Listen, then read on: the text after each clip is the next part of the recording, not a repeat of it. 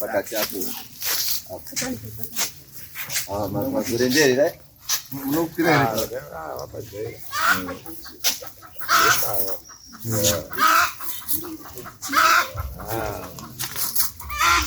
Turi pakati nepakati.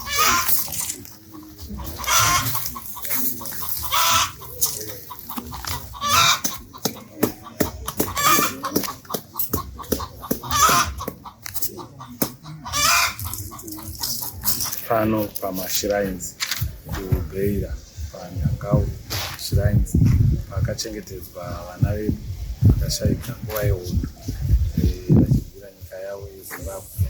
Tinoremekedza zvikuru President wedu Dr. Emmerson Mnangagwa anoremerasikana kuremekedza nzvimbo dzacho dzavakachengetedzwa. Imwe yacho ndo pano patiri.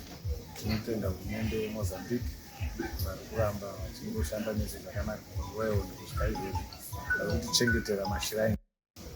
Nguva ndiri pano ndo vari kubata basa pano rekuchengetedza nzvimbo yeshambidziko zvayakaita izvi. Nguva tinoda kuvatenda kuti Mwari ngaavawedzere makore kuti basa ravari kubata iguru.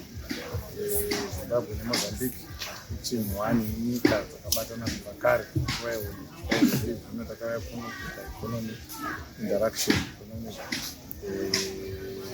development yenyika idzi dzinodetermine kubatana kwedu.